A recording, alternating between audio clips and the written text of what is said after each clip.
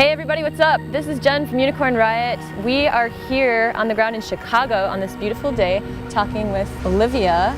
And we're here talking with you because you were arrested on the 20th of January.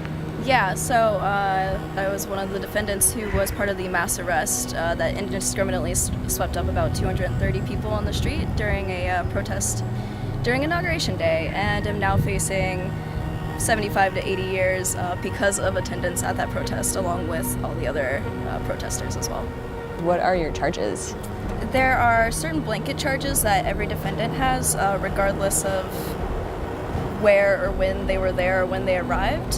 So all defendants have 8 felony charges and then a misdemeanor assault on a police officer.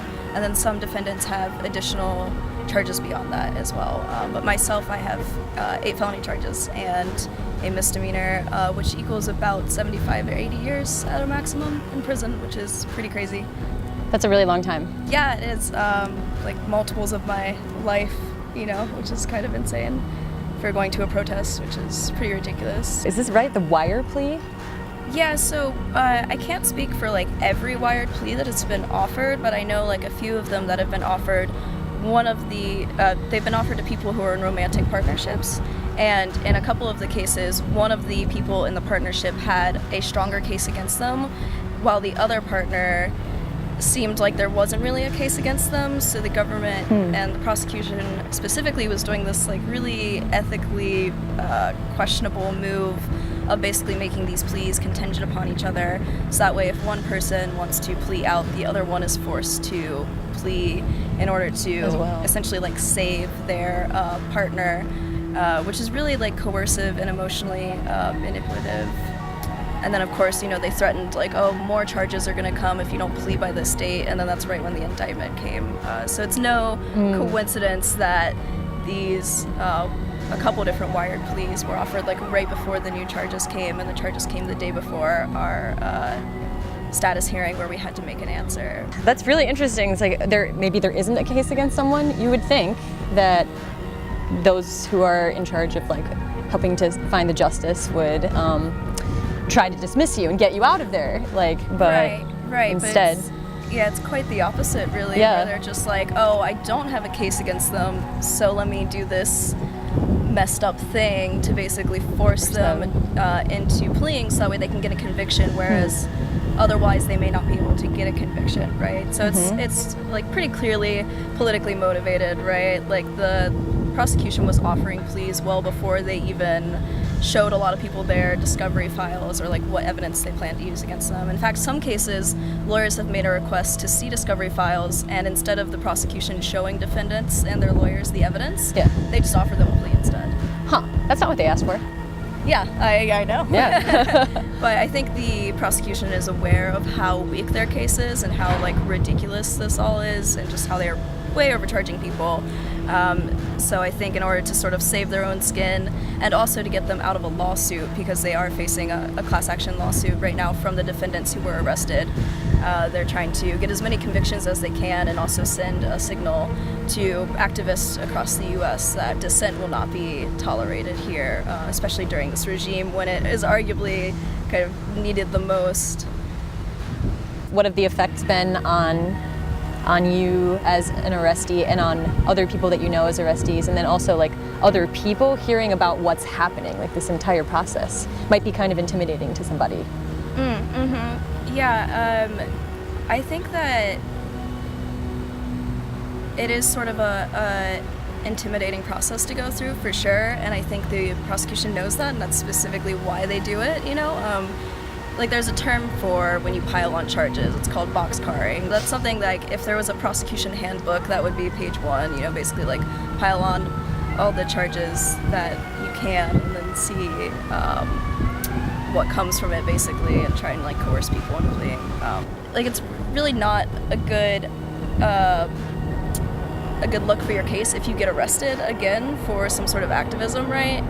And you know, activists are arrested all the time, regardless of whether or not they're doing something like technically illegal or not. You know, like it's I've seen plenty of activists get arrested when they're not doing anything wrong and they just get charged with resisting arrest, right? So if you engage in activism, there is a chance that you'll be arrested regardless of whatever behavior you're engaging in, right?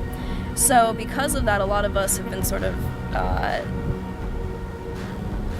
a lot of us can't engage in activism in the way that we want to now. Like, you know, I can only go to marches if I think they'll be really safe and there hopefully won't be any arrests or anything like that, because if I get arrested again, it will look really bad for my case. So because of that, a lot of us have to be like really careful about what activism we engage in, and it's sort of had this cooling effect, I think, just within the group alone, that prevents us from engaging in activism, which is really unfortunate because, again, I think this is the time when people need it the most. And you know, most of our trial dates aren't even set into 2018. So that's a whole like year essentially of us not being able to like get involved to the extent that we want to be and to like speak up for communities that are suffering right now, which I think for a lot of us is hard to deal with, sort of the inactivity and a sense of helplessness, I think, with everything that's going on. Like, we really want to be there for people and try and help communities as much as we can. You know, for instance, like with immigration and like all the ICE raids that have been happening, you know, like I think a lot of people would love to like stand up for those immigrants and, you know, try and like fight back in some way and resist deportation, but like we can't really do that because you know, you can't have any sort of conflict or run-ins with the police of any sort because you risk arrest, and then that can impact you in a big way. Like, you know, we're looking at a lot of time, so we have to be really careful about how we handle things, and, you know, you have to watch like everything that you say to anyone, because the prosecution can and will take anything you say and use it against you. So I think the idea that you can escape conflict with the law by being a like quote-unquote law-abiding citizen is a falsehood. Like, basically anyone at any time can be arrested for anything. You know, plenty of people are simply arrested with resisting arrest, which is kind of ludicrous that you can be arrested for something that isn't a thing until they try and arrest you, right? Yeah. So I guess to those people I would say, like, listen, everyone unintentionally breaks laws at certain points, like whether or not you know it, because the law is written in such a way that it is meant to do that, to where you can be trapped at essentially any time for simply being alive and have the state like used against you. So they'll pass laws that are like meant to basically be like a trap, you know. So they'll be like, well, if you do X, Y, or Z, then we can arrest you, even though it may not be something that is worthy of arrest, if that makes sense. So if you're doing, like, no matter what activity you're doing, if you're protesting the state, you are a target. Like, there's no way to be an activist against like oppressive systems and the state in which you are like devoid of the risk of arrest, right? Like, you could be a perfect law-abiding citizen, you know, to the best of your ability, but it still like wouldn't protect you, if that makes sense. This case isn't really about facts or like who did what or like what may be right and what may be wrong. It's really just about there were people who were resisting in DC, which is the capital. We can't have this here, especially. Shut it down, you know. And I think that that's one of the reasons why they kettled us, was to just try and keep us off the streets for the rest of the inauguration time. Like, they clearly didn't care about who they were kettling or why they were kettling them. You know, there were medics, legal observers, lawyers, journalists. Some journalists are still facing charges, you know. So it was really just a sort of like shut it down sort of issue. Kettling and mass arrest are actually like against policy in DC since 2004. Oh, really? Yeah, because in 2002, I believe, there was this Perishing Park incident where I think about 400 people were kettled and arrested, and they were actually like hogtied for several hours under the same police chief, Peter Newsham. So that cost, they were sued because of that. I don't think they got any convictions, but they ended up having to pay out millions of dollars because of this.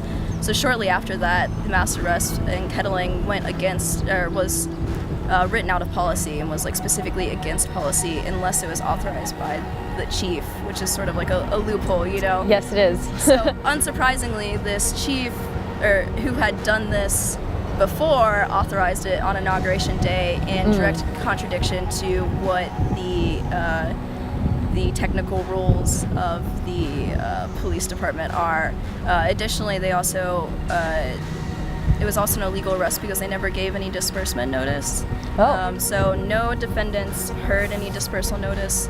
The police monitors who wrote up the report also noted that there were no dispersal notices, and they're supposed to give you multiple notices before you have to vacate and therefore can be arrested, which none of those were given. We now know that some of the planning meetings that had gone on had been infiltrated by undercover police, which I think is another interesting aspect, because at that point in time there wasn't any, at least to my knowledge, any indication that there may or may not be illegal activity planned or like engaged in. So I think it's kind of a clear indicator about the political motivation about this case, given that they were sneaking into meetings, planning meetings well before the events of the 20th ever happened, to sort of get track of what we're doing and then be able to like shut us down really quickly. Meanwhile, there was a case where someone was like sexually assaulted during the inauguration weekend, and that person got away with a small fine and no jail time at all, and a very short probation. So it's kind of interesting to look at the difference between how government protects and cares about property rather than actual human beings' lives. And I think it's a really good indication of why certain groups especially need to organize right now, because you can't depend on the state to protect you or keep you safe, especially when the head of state is someone who, apparently really enjoys bragging about sexually assaulting women. Clearly these groups are at ends with the government right now and are not being protected by them, quite the opposite. So you need to organize in order to, keep ourselves safe. Yeah, so there's been a lot of just morally repugnant things that the state has done, which really highlights how they're more interested in convictions really than they are whatever their conception of justice may be. They really just want to make an example out of us, and I think that's pretty clear from the new indictment, which has just these insane and outlandish kind of charges. Instead, they're just focusing all of their weight on us, which I think really goes to show you how the state isn't concerned with violence or protecting people. They're interested in protecting certain people's interests, and they're interested in protecting property, but that's about it. A lot of defendants who are doing really good work and putting in a lot of effort right now, which is hard because a lot of us, have other commitments that we need to stick to. But the defendants are all organizing. We also have many people who have stepped up in support roles, which we cannot thank enough, and have been really important in turning this into something that we think is a good collective defense and working group. So we have, calls and conversations on a daily and weekly basis, both in smaller circles and at a larger level. So we're doing a lot of work surrounding legal strategies, also doing a lot of just emotional support and stuff like that for defendants, because it is a really emotional experience to go through.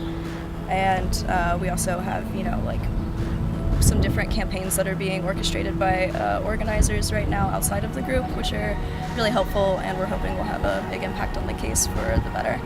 It's definitely hard as a defendant, I think, because first off, this is really taxing on us in a lot of different ways. A lot of us don't have a lot of money or wealth that we can really throw around, but we're being required to go to all our status hearings in person in DC, and so many of us are from different states, so it's a burden to travel back there.